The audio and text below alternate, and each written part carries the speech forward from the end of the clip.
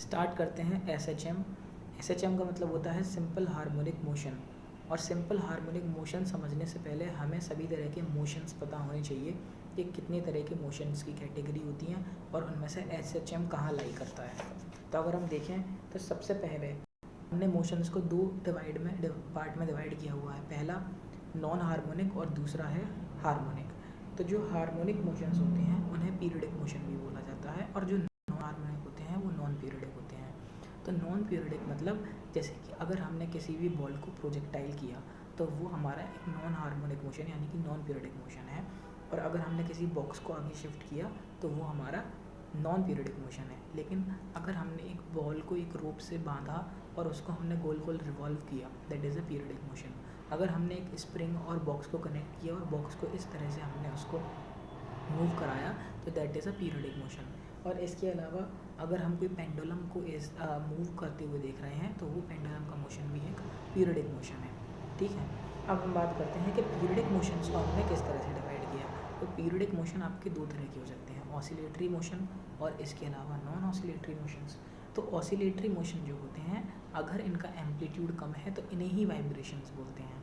Oscillatory motions में कोई एक मीन पोजीशन होगी और उस मीन पोजीशन के अराउंड जो है आपका पीरियडिक मोशन हो रहा होगा, तो ऐसे मोशंस को ऑसिलेटरी मोशन बोलेंगे। फॉर एग्जांपल हमने जो 3 एग्जांपल लिए थे, एक हमने रोप वाला लिया था जिसमें बॉल बंधी हुई थी और उसको हम गोल गोल घुमा रहे थे, तो वो हमारा ऑसिलेटरी मोशन नहीं है, वो हमारा पीरियडिक तो है लेकिन ऑसिलेटरी नहीं है। लेकिन इसके अलावा जो 2 एग्जांपल हमने लिए, एक हमने स्प्रिंग और बॉक्स वाला लिया और बॉक्स इस तरह से मूव ऑसिलेशन कर रहा है एक पार्टिकुलर मीन पोजीशन के अबाउट, तो वो हमारा एक ऑसिलेटरी मोशन है। और तीसरा वाला एग्जांपल हमने जो पेंडुलम का लिया था वो भी मीन पोजीशन के अबाउट मूव कर रही है, तो वो भी हमारा एक ऑसिलेटरी मोशन है। ऑसिलेटरी मोशंस में फोर्स की जो इक्वेशन आती है पावर एन, और यहाँ पे जो एन है वो ऑड नंबर होता है। ठीक है, और जो ऐसे मोशंस नहीं होते पीरियडिक में वो उन्हें नॉन ऑसिलेटरी मोशन बोलते हैं। अब ऑसिलेटरी मोशंस में कौन एसएचएम है और कोई नॉन एसएचएम है ये हमें देखना है। तो एसएचएम का मतलब है सिंपल हार्मोनिक मोशन, इसको हम स्ट्रेट लाइन हार्मोनिक मोशन या फिर स्ट्रेट लाइन ऑसिलेटरी मोशन भी बोलते हैं। यानी कि अगर पेंडुलम का ही एम्पलीट्यूड कम कर दिया जाए तो वो एक स्ट्रेट लाइन की तरह वर्क करेगी, तो वहाँ पे वो जो पेंडुलम का मोशन है वैसे तो वो एसएचएम नहीं है, लेकिन अगर एम्पलीट्यूड कम है एसएचएम की तरह वर्क करेगा। या फिर वो स्प्रिंग और बॉक्स वाला जो एग्जांपल है उसमें स्ट्रेट लाइन में एसएचएम कर रहा है, स्ट्रेट लाइन में वो ऑसिलेशन कर रहा है, इसीलिए वो एसएचएम भी है। ठीक है, तो यहाँ पे अगर हमें ऑसिलेटरी मोशन की है तो यहाँ पे जो n था उसकी वैल्यू 1 हो जाएगी, यानी कि force is equals to minus के एक्स।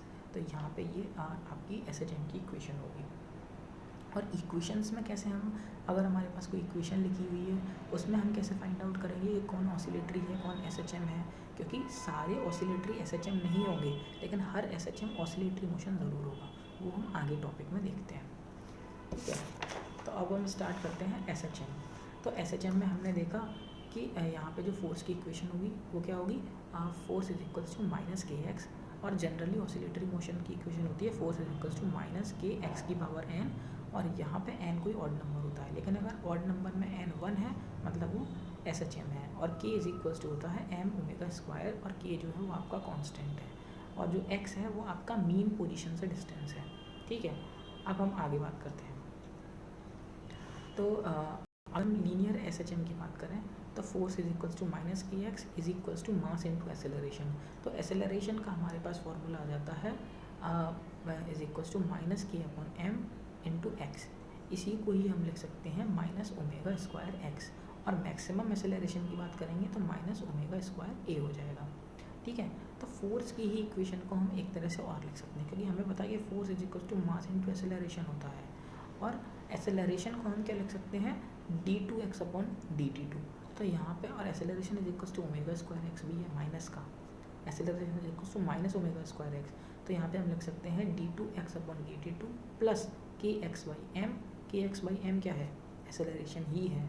ठीक है, तो ये इज इक्वल्स टू 0, वही उसी को ही एक्सेलरेशन वाले फॉर्मूले को ही डिफरेंशियल फॉर्म में लिख के इसकी इक्वेशन बना दी है, तो इसे बोलेंगे differential form of linear SHM. X की इक्वेशन क्या हो गई, X is equals to A sine omega T, X की इक्वेशन होगी। अब x इज इक्वल्स टू अगर ए साइन ओमेगा टी है तो y इज इक्वल्स टू हो जाएगा D X by D T, यानी कि omega A cos omega T, और एसेलरेशन हो जाएगा माइनस ओमेगा स्क्वायर ए साइन ओमेगा टी।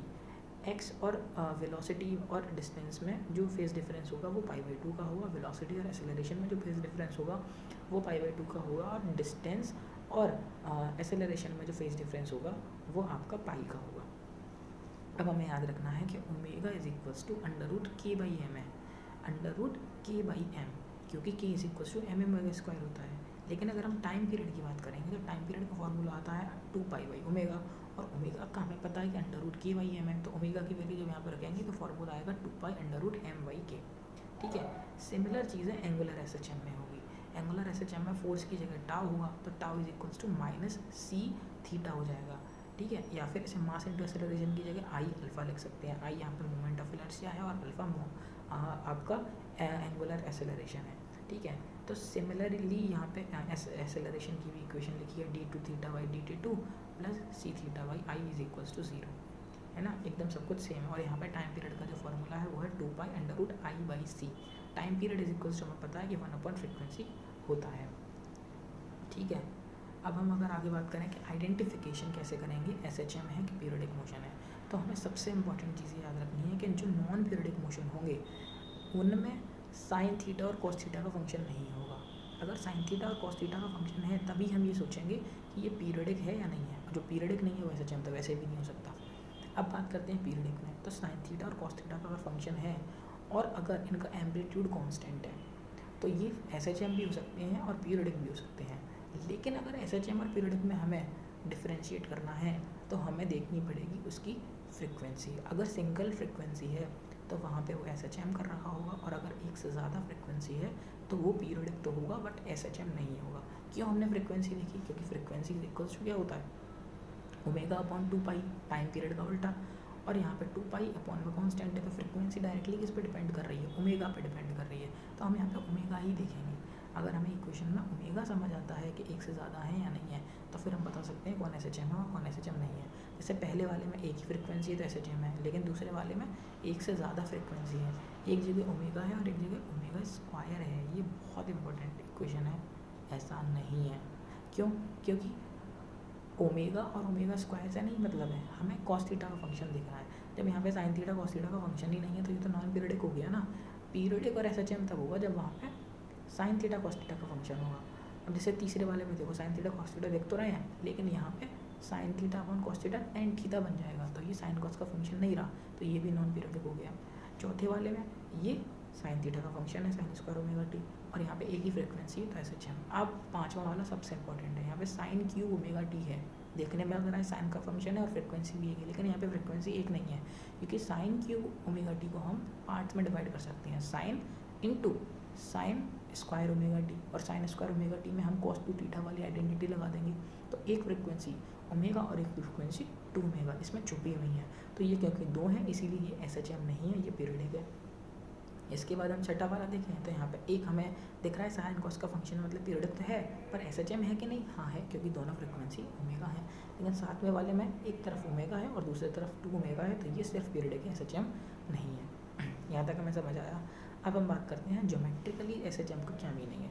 तो हमने अगर एक वाई एक्सिस से अगर हमने कोई पार्टिकुलर ऊपर से छोड़ा और कहीं वो बीच में एक्स और वाई के बीच में अगर आ गया तो हमने उसने थीटा एंगल बनाया, तो यहाँ पे हम देखेंगे कि एक्स को यहाँ पे एक्स साइन ओमेगा टी से यानी डिनोट करेंगे, और theta is equals to omega T होता है, हम ये बात जानते हैं। तो यहाँ पे इक्वेशन आ जाती है एक्स की, X is equals to A sine omega T. लेकिन अगर वो पहले से किसी पाई फेज में था, वो एकदम वाई एक्सिस के टॉप पे नहीं था, उसके बाद वो थीटा चला, तो जितना थीटा चला वो तो हम बता देंगे theta is equals to omega T, क्योंकि ओमेगा वो एंगुलर स्पीड से वो वहाँ पे दौड़ रहा है टी टाइम में, तो वो हमें डिस्टेंस पता है।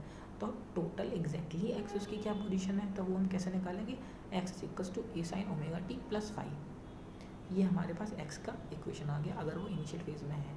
तो यहाँ पे एक ऑसिलेशन में दिखा रखा है कि अगर वो मीन पोजीशन से अपने इधर एम्पलीट्यूड तक जा रहा है तो 0 से 90 डिग्री का कोई फेज़ में हो सकता है वो, फिर ए से अगर वो जा रहा है तो 180 से 90 के बीच में ही होगा, उसके बाद 180 से ज़्यादा वो 270 से कम होगा, और अगर वापस आ रहा है माइनस ई से मीन पोजीशन की तरफ, इसका मतलब ये है कि वो 270 से ज़्यादा पे होगा, यानी कि लेकिन 360 से कम होगा, यानी कि 2 पाई माइनस 5 पे होगा।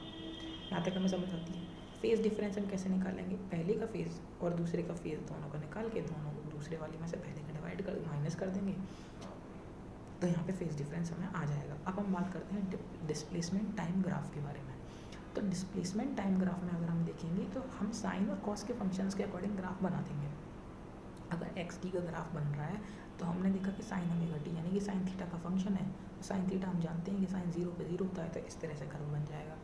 लेकिन हम कॉस थीटा में जानते हैं कि यहाँ पे एम्पलीट्यूड देखना है, पॉजिटिव है, तो ठीक है नॉर्मल कॉस थीटा वाला ग्राफ बना दो, ऊपर साइन 0 की वैल्यू 1 होती है, तो इस तरह से कर्व बना दो। और अगर हमें लिख रखा है माइनस ए साइन ओमेगा टी, तो एम्पलीट्यूड इस बार नीचे है, तो कॉस थीटा का ही साइन थीटा का ही फंक्शन बना, बस वो इस बार नीचे से कर्व बना।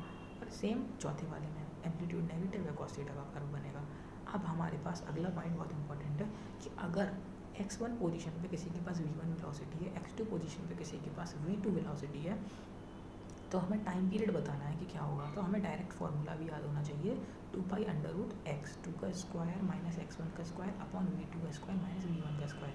लेकिन ये आया कैसे, तो आया कैसे इसमें हम देखते हैं कि हम जानते हैं v इज इक्वल्स टू क्या होता है, v इज इक्वल्स टू होता है ओमेगा अंडर रूट ए स्क्वायर माइनस एक्स स्क्वायर, ये हम जानते हैं, ठीक है। लेकिन अब हम v स्क्वायर कर देते हैं यहाँ पे दोनों इधर से रूट हटाने के लिए, तो यहाँ पे एक इक्वेशन बनती है v1 square minus is equals to में A square minus x1 square, ऐसी दो इक्वेशन बनती हैं। अब पहली इक्वेशन में से अगर इनको घटा दोगे तो यहाँ पे तुम्हारा ओमेगा स्क्वायर ए स्क्वायर वाले टर्म तो आपस में कट जाएंगे और सिर्फ ओमेगा की वैल्यू तुम्हें मिल जाएगी। ओमेगा की जब तुम्हें वैल्यू मिल जाएगी तो तुम ओमेगा जानते ही हो 2 पाई बाई टी के बराबर होता है ना, तो तुम वहाँ से टाइम पीरियड भी निकाल सकते हो क्योंकि T is equal to 2 pi by omega होता है। अब हम अगले पेज पे जब आते हैं तो हमें यहाँ पे ग्राफ्स, फ्रीक्वेंसी और डिस्प्लेसमेंट बहुत सारी चीज़ें देखने को मिलते हैं। तो सबसे पहले हम देखते हैं इक्वेशंस हैं। तो सबसे पहले जो ग्राफ दे रखे हैं वो एक्स और टी के ग्राफ दे रखे हैं, जो कि हम पहले भी देख चुके हैं, ठीक है। लेकिन अब हमें यहाँ पे पोटेंशियल एनर्जी और काइनेटिक एनर्जी और टोटल एनर्जी जैसे टर्म्स भी मिलेंगी। तो X is equals to A sine omega T का ग्राफ हम देख चुके हैं, V is equals to omega A cos omega T का ग्राफ हम देख चुके हैं, इन दोनों का बीच का फेज डिफरेंस हमें पता है। ई का हम एक्सेलरेशन का ग्राफ अगर हमें देखना है तो minus omega square sine omega T, तो एम्पलीट्यूड नेगेटिव है तो नीचे से साइन थीटा वाला बन जाएगा। फोर्स का भी सेम वैसे ही नेगेटिव में है तो नीचे से बन जाएगा। अब हम बात करते हैं पोटेंशियल एनर्जी के एक्स और डी के ग्राफ के बारे में, ठीक है। पोटेंशियल एनर्जी पोटेंशियल एनर्जी के एक्स और टी के सारे ग्राफ नहीं है, टाइम के रेस्पेक्ट में है। जैसे एक्स का टाइम के रेस्पेक्ट में, वेलोसिटी का टाइम के रेस्पेक्ट में, तो यहाँ पे पोटेंशियल एनर्जी का टाइम के रेस्पेक्ट में है कि पोटेंशियल एनर्जी नेगेटिव नहीं हो रही है। आपको देखो एक कांस्टेंट आपको और एकदम जीरो भी नहीं हो रही है, यानी कि यू नॉट एक अगर मिनिमम देखोगे तो काइनेटिक एनर्जी जीरो होगी, एक्सेलरेशन जीरो होगा, फोर्स भी जीरो होगा, वेलोसिटी भी जीरो होगी। लेकिन पोटेंशियल एनर्जी ज़रूरी नहीं है कि वो ज़ीरो हो, क्योंकि हमेशा कुछ ना कुछ ग्रेविटी की वजह से, कोई ना कोई कंजर्वेटिव फोर्स की वजह से पोटेंशियल एनर्जी तो हो सकती है। काइनेटिक एनर्जी अगर आप देखोगे तो काइनेटिक एनर्जी का कर्व भी आपको cos theta cos square omega T जैसा ही दिखेगा, ठीक है, positive. Total energy through out constant रहेगी, एवरेज टोटल एनर्जी भी वही रहेगी और टोटल एनर्जी हमेशा सेम ही रहेगी, कंजर्वेशन वाला रहेगा। फ्रिक्वेंसी अगर हम बात करें एक्स, वी, ए और एफ फोर्स, ये सभी की फ्रिक्वेंसी अगर एफ है तो पोटेंशियल एनर्जी और काइनेटिक एनर्जी की फ्रिक्वेंसी 2 टाइम्स हो जाएगी, क्योंकि एक ही साइकिल में ये 2 बार अपनी साइकिल कंप्लीट करते हैं। और टोटल एनर्जी की फ्रिक्वेंसी 0 है क्योंकि ये तो कांस्टेंट ही है। अब हम बात करें अगर एक इनकी फार्मूले की, एक्स के अगर टाइम के रेस्पेक्ट में हमने फार्मूले देखे थे तो वो हमने अभी अभी देखे। लेकिन अगर हमें वेलोसिटी का एक्स के रेस्पेक्ट में फार्मूला देखना है या फिर इन सभी का एक्स के रेस्पेक्ट में फार्मूला देखना है, तो वेलोसिटी का फार्मूला होता है ओमेगा अंडर रूट ए square minus x square, acceleration का minus omega square x, force का minus omega square x into M.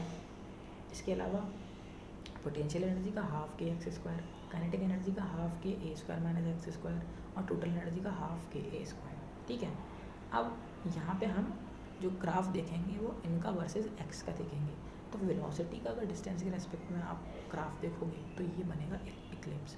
तो यहाँ पे इक्लिप्स जब बनता है, एलिप्स जब बनता है तब आपकी एलिप्स की इक्वेशन में पता है कि x² + y² + v² = 1 होता है।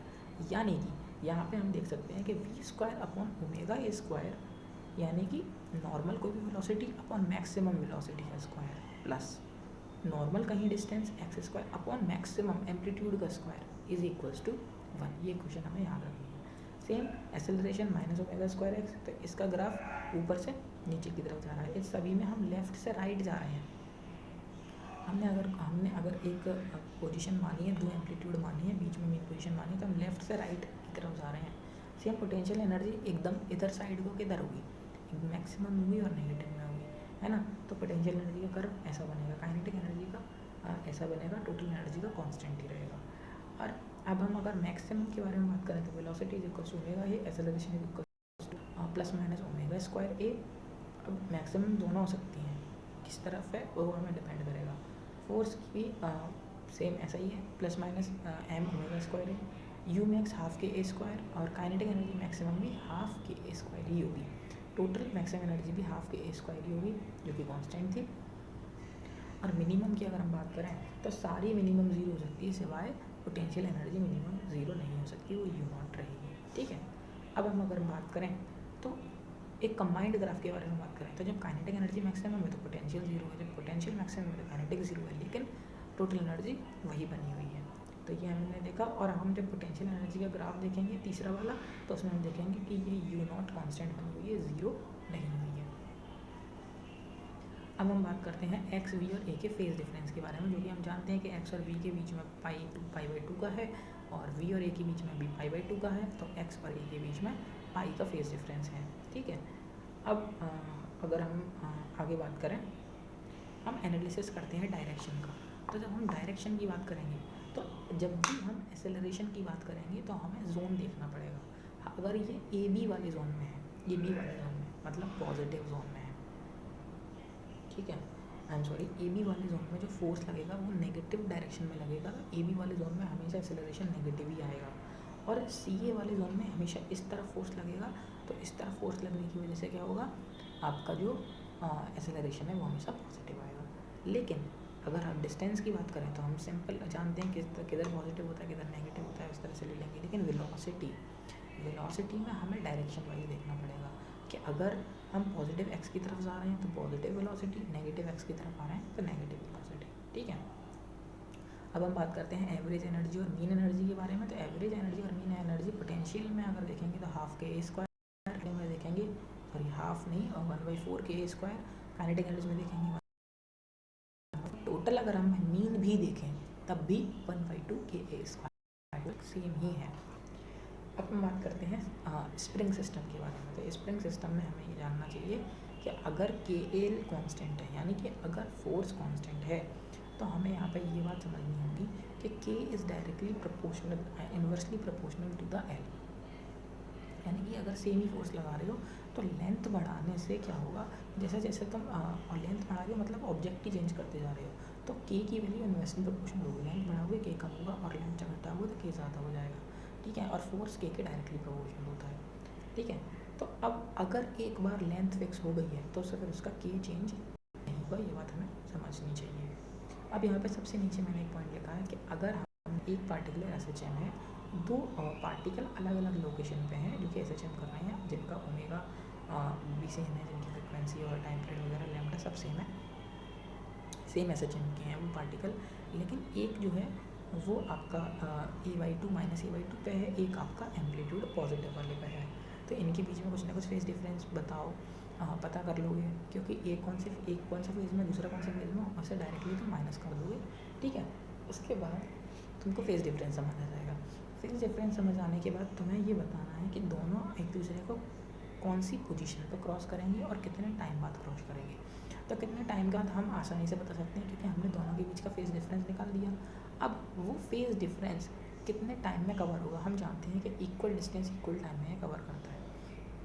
इक्वल डिस्टेंस अगर इक्वल टाइम में कवर करता है तो हमें सिंपली जो डेल्टा फाई है उसका मल्टीप्लाई t/2 में करना है, क्योंकि 2 अगर ये t टाइम में कवर करता है तो वन एंगल कितना करेगा, t/2, और थीटा डेल्टा फाई कितने में करेगा, डेल्टा फाई इंटू d/2। तो यहाँ पे हमें टाइम पता चल जाएगा कि ये कब मिलेंगे। लेकिन अगर हमें ये पता करना है कि कौन सी पोजीशन पे मिलेंगे, तो इसके लिए आपको एक डायरेक्ट फॉर्मूला याद रखना है, which is plus minus A cos delta phi by two, यानी कि थीटा यहाँ पे जो डेल्टा फाई है वो एंगल अपॉन टू, ठीक है। तो ये आपको याद रखना है। अब हम आगे बढ़ते हैं।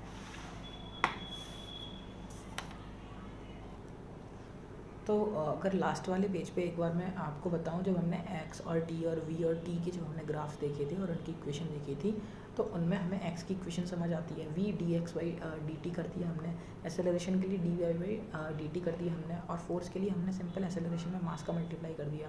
पोटेंशियल एनर्जी हमने निकाला है हाफ के एक्स स्क्वायर से, तो हाफ और के तो हमें पता है, एक्स की इक्वेशन हमें ऊपर पता है, तो डायरेक्टली हमने उसका स्क्वायर कर दिया। और काइनेटिक एनर्जी के लिए हमने हाफ एम वी स्क्वायर वाला फॉर्मूला लगाया है।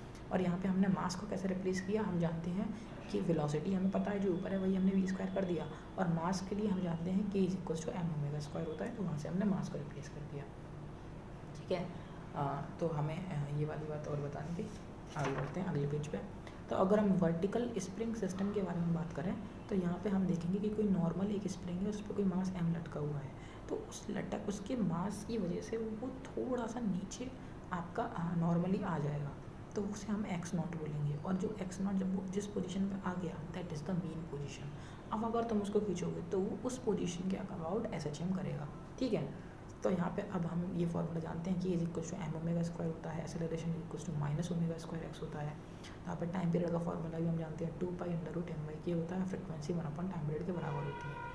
अब हमें ये बात समझनी होगी कि अगर के एल कॉन्स्टेंट है, अगर फोर्स कॉन्स्टेंट है, तो अंडर रूट एम वाई के में अगर हम एल इंटू एल कर दें ऊपर, तो हमें ये समझना होगा कि जो टाइम पीरियड है वो उसका फॉर्मूला निकल के आता है 2 पाई अंडर रूट में एम एल, यानी कि time period root of L के प्रोपोर्शनल हो गया। Time period root of L के प्रोपोर्शनल हो गया, इसका मतलब ये है कि अगर आप टाइम पीरियड और रूट एल का ग्राफ बनाओगे तो वो तो स्ट्रेट लाइन डायरेक्टली प्रोपोर्शनल हो गया, ठीक है। लेकिन अगर आप टाइम पीरियड और एल का ग्राफ बनाओगे तो जिसकी पावर कम होती है कर्व उसकी तरफ झुक जाता है। अब झुकने के बाद आप ध्यान से देखोगे कि ये एक टाइम के बाद कांस्टेंट हो जाएगा, यानी कि आप लंबाई कितनी भी बढ़ा दो, पहले क्या हुआ, टाइम पीरियड लेंथ बढ़ाने से बढ़ा, फिर उसके बाद कम हुआ, ठीक है। पहले लेंथ बढ़ाने से बढ़ा या फिर पहले लेंथ बढ़ाने से बढ़ा फिर कांस्टेंट हो गया एक टाइम के बाद। फिर इन्फिनिटी पे भी लेंथ अगर तुम इनफाइनाइट कर दोगे ना, तो भी इसका जो टाइम पीरियड आएगा वो 1.5 आर ही आएगा अगर अर्थ पे बात करें तो। और अगर आप लेंथ जो है वो उसकी अर्थ की रेडियस के बराबर कर दोगे तो वो 1 आर आएगा, है ना। तो यहाँ पे हमें ये फॉर्मूला याद रखना है कि एम जी बराबर क्या होगा। यहाँ पे अगर ये नॉर्मल लटका हुआ है तो एम जी बराबर होगा के एक्स नॉट, ओके। और यहाँ पे ये फॉर्मूले और ये हमें ग्राफ यहाँ पे याद रखना है, ठीक है।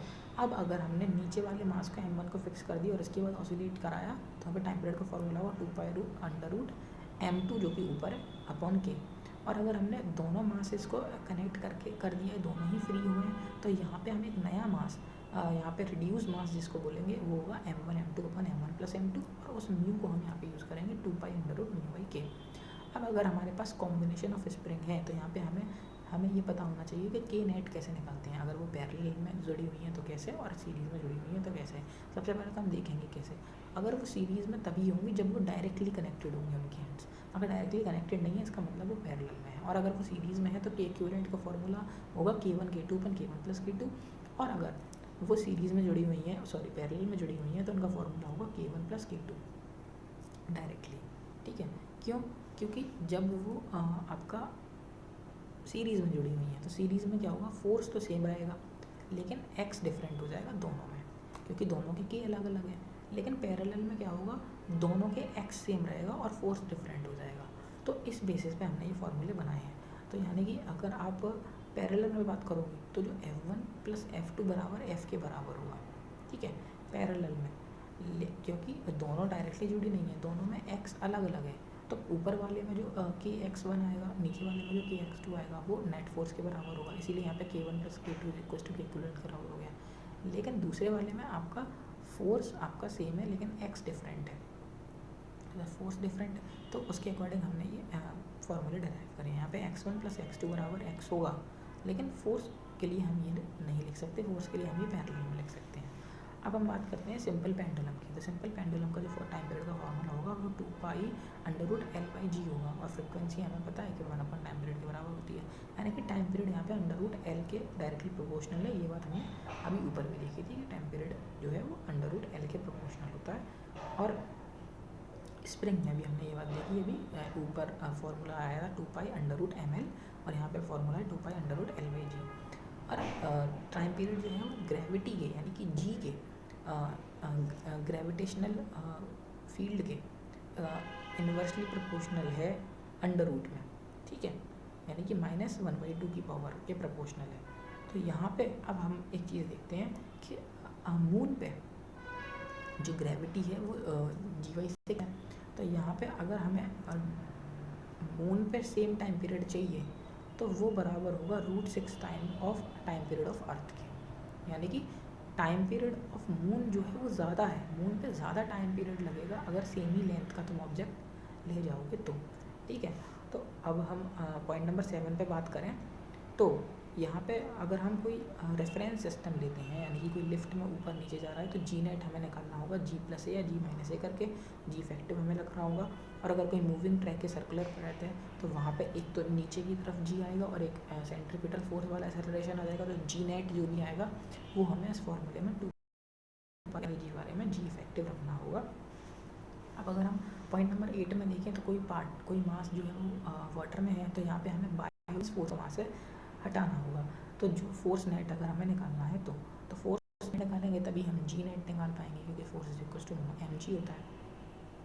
तो mg इफेक्टिव निकालने के लिए हमने mg माइनस v/g कर दिया, क्योंकि v/g बायोस फोर्स होता है। अब हमें जी इफेक्टिव निकालने से कोई नहीं रुक सकता, क्योंकि हमने यहाँ पे मास को डिवाइड कर दिया है। लेकिन तो यहाँ पे फॉर्मूला जब v/g के अपॉन में भी मास आ रहा है, तो इस वाले मास को हमने हटाने के लिए इसको v∑g लिख सकते हैं। जी इफेक्टिव का जी ब्रैकेट में 1 density of liquid upon density of solid. अब अगर हम पॉइंट नंबर 9 में देखें तो मैंने बताया था कि अगर लेंथ RE के बराबर हो जाती है तो यहाँ पे टाइम पीरियड लगता है, तो फॉर्मूला चेंज हो जाता है, और इन्फिनिटी हो जाती है तो 1.5 आवर का टाइम लगता है। तो इसके लिए हमें एक एक्चुअल फार्मूला जो टाइम पीरियड का है जिस फॉर्मूले बने हुए हैं वो है 2π√1/1/r into G. This is the actual formula. अब अगर तुम्हारी लेंथ इन्फिनिटी हो गई तो 1/L वाला टर्म 0 हो गया, तो फॉर्मूला आ गया 2π√r/g। लेकिन अगर 1/L वाला टर्म r के बराबर है तो आपका फॉर्मूला 2π√r/2 जी। बहुत इंपॉर्टेंट बात है, यहाँ पे फॉर्मूला बदल गया, 2π√r/g नहीं है अब यहाँ पे, अगर वो r के बराबर है तो 2π√r/2g है।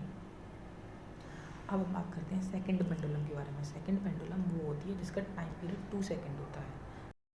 तो अर्थ पे अगर किसी पेंडुलम का टाइम पीरियड 2 सेकंड है और उसकी लेंथ फॉर एग्जांपल 1 मीटर है, तो अब हम अगर चांद पे जाएं और हमें चाहिए कि चांद पे भी वो पेंडुलम सेकंड पेंडुलम की तरह वर्क करे, मतलब टाइम पीरियड 2 सेकंड हो, तो वहाँ पे उसकी लेंथ क्या होगी। तो हम जानते हैं अगर हम सेम लेंथ का ले गए तो टाइम पीरियड चांद पे ज़्यादा हो जाएगा, यानी कि हमें लेंथ कम लेनी पड़ेगी।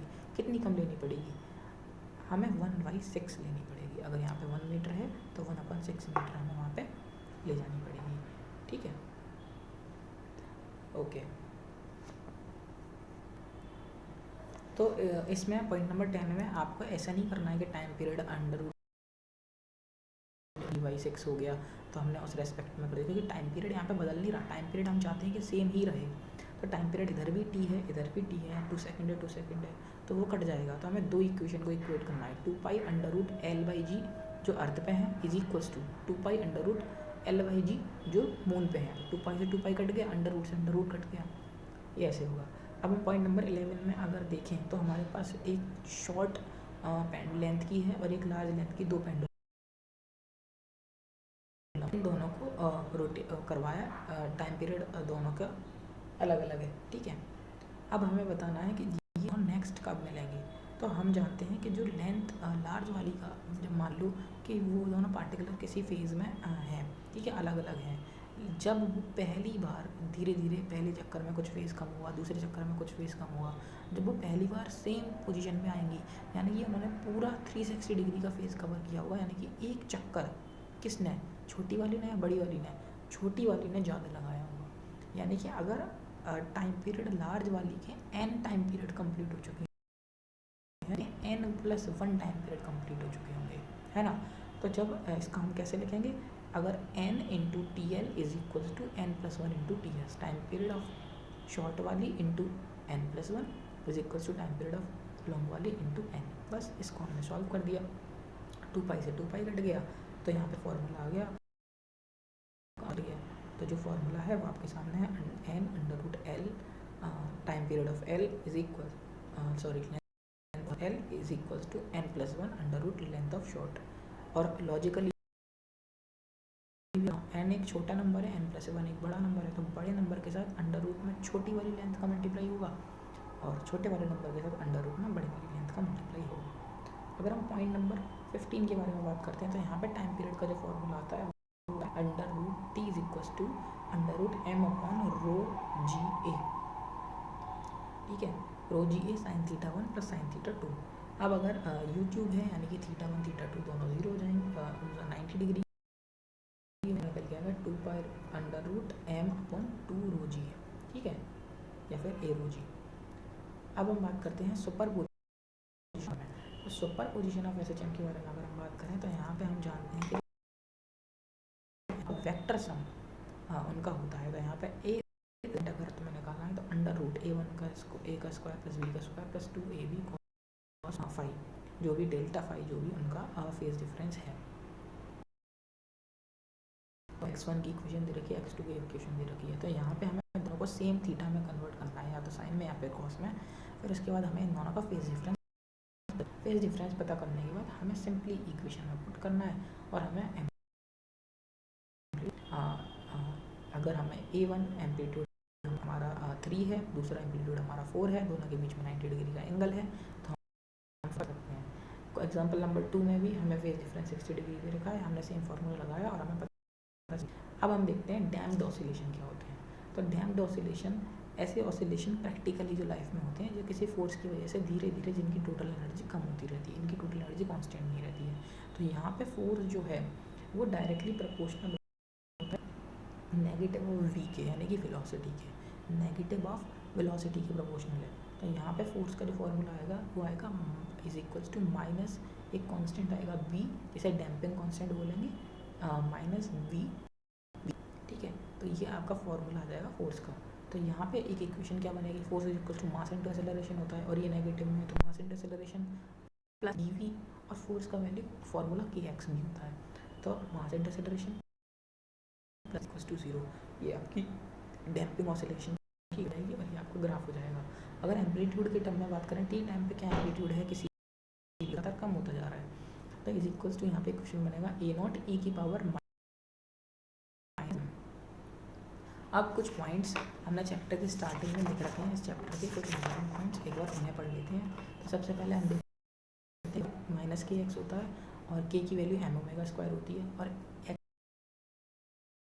Sign omega T plus minus के एक्स, ये दोनों ही के अलग है। जो पहला वाला के है वो फोर्स वाला कांस्टेंट है, इसका फॉर्मूला एम ओमेगा स्क्वायर है, और दूसरा वाला एंगुलर फ्रिक्वेंसी है, और इसका जो फॉर्मूला है, अब हम एंगुलर वेलोसिटी कोई बोले या फिर एंगुलर फ्रिक्वेंसी कोई बोले, इसका दोनों का ही मतलब ओमेगा होता है, यानी कि रेडियन पर सेकेंड होता है। तीसरा वाला हम देखें तो वेलोसिटी इज इक्वल टू होता है ए कॉस ओमेगा टी। तो ये वेलोसिटी टाइम का फंक्शन है, तो वेलोसिटी की इक्वेशन ये होगी, लेकिन अगर वेलोसिटी एक्स का फंक्शन है तो वेलोसिटी की इक्वेशन क्या होगी, ओमेगा अंडर रूट ए स्क्वायर माइनस एक्स स्क्वायर। और velocity is equal to omega Y के वेव में होता है, वेव वेलोसिटी होती है ओमेगा वाई के, ये एसएचएम में नहीं लगाना है। इसके अलावा हमने लिखा है कि एक्सेलरेशन ओमेगा टी, टाइम के रेस्पेक्ट में एक्सेलरेशन की इक्वेशन है, लेकिन डिस्टेंस के रेस्पेक्ट में ओमेगा स्क्वायर एक्स है। अब हम पाँचवा अगर पॉइंट देखें, तो वेलोसिटी जो है अगर वो तुम चेंज करोगे किसी भी एसएचएम में, तो यहाँ पे क्या होगा, वो आपका एसएचएम का एम्पलीट्यूड चेंज हो जाएगा, लेकिन यहाँ पे टाइम पीरियड और ओमेगा चेंज नहीं होगा। अगर आपने वेलोसिटी चेंज करी तो ऐसे आपका एम्पलीट्यूड चेंज कर देगा कि आपका ओमेगा या फिर टाइम पीरियड चेंज ना हो। अब time period is equal to 2 pi by omega है, तो omega is equal to 2 pi by T हो जाएगा। Theta is equal to omega T होता है, हमें पता है। तो थीटा और टी डायरेक्टली प्रोपोर्शनल है, और जहाँ पे भी डायरेक्टली प्रोपोर्शनल आता है वहाँ पे हम यूनिटरी मेथड यूज़ कर सकते हैं, यानी कि ये इक्वल थीटा इक्वल टाइम में कवर करता है, लेना है। लेकिन इक्वल डिस्टेंस इक्वल टाइम में कवर नहीं करता है, इक्वल थीटा इक्वल टाइम में कवर करता है। तो हम साथ में वाले पॉइंट देखेंगे थीटा, अगर हम थीटा को गिवन एक्स से कैसे निकाल सकते हैं, अगर हमें एक्स दे रखा है तो हम उसका फेज कैसे निकाल सकते हैं। तो हम जानते हैं X is equal to A sine omega T होता है। एक्स इज इक्वल टू, अगर हमें ए बाई टू दे रखा है तो यहाँ पे हम लिख सकते हैं, और हमें is equal to one a by two is equal to A sine omega t, a से ही कट गया तो थीटा 1/2 पे कहाँ होता है, 30 डिग्री पे होता है। तो हमें उसका फेज पता चलेगा कि वो किस फेज में है।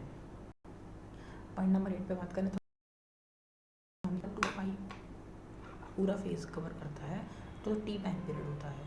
अगर पाई कवर करता है तो टी बाई 2 होता है, अगर पाई बाई 2 कवर करता है तो टी बाई 4 होता है, पाई बाई 4 कवर करता है तो टी बाई 8 होता है।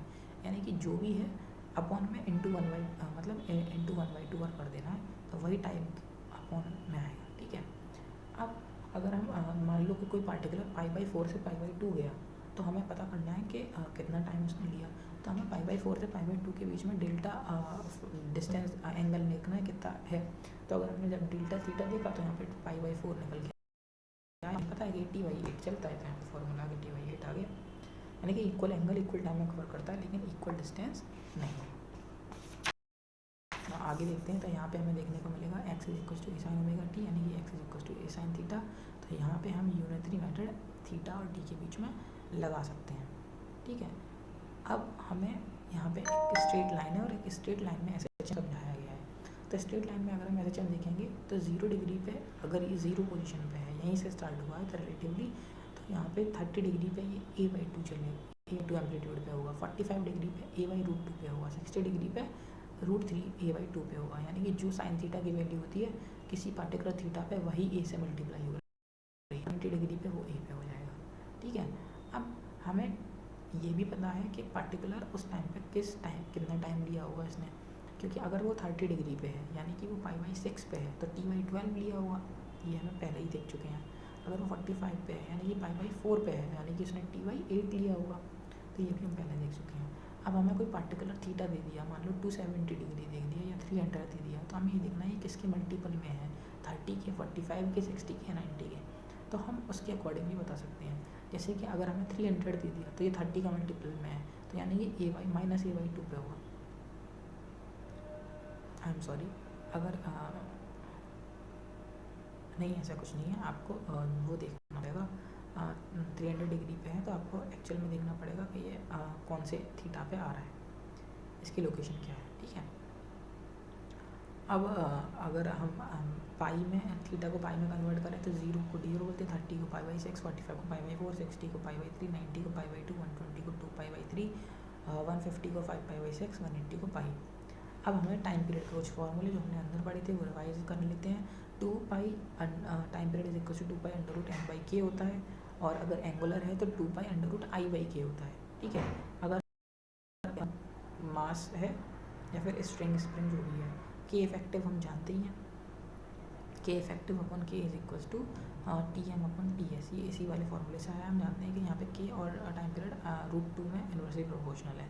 ठीक है, तो आप सीरीज़ में के कैसे निकालते हैं और पैरेलल में के कैसे निकालते हैं ये हमें पता ही है। सीरीज़ में अगर देखेंगे तो 1/k1 + 1/k2 is equal to K equivalent, और पैरेलल में देखेंगे तो के equivalent is equal to k1 + k2। और टाइम पीरियड का फार्मूला एक 2 pi under root L by g effective भी होता है। इसके अलावा फिजिकल I/mgl एक ये भी फार्मूला होता है। इसके अलावा अगर हम टाइम पीरियड का फार्मूला सेंटर ऑफ अर्थ क्या होगा देखें तो 2 pi under root RE by g होता है, लेकिन एक्चुअली टाइम पीरियड का फार्मूला क्या है, 2 पाई अंडर रूट में 1/1/L + 1/R इंटू जी। ठीक है, और अगर हम पॉइंट नंबर 15 देखें तो यहाँ पे time period of floating body का है 2 पाई अंडर रूट m/A/ρg, और अगर 16 वाले में देखें तो 2 pi under root m/A/ρg sin θ1 + sin θ2, और अगर यूट्यूब है तो 2 पाई अंडर रूट m/2A/ρg। और यहाँ पे हमारा SHM खत्म होता है।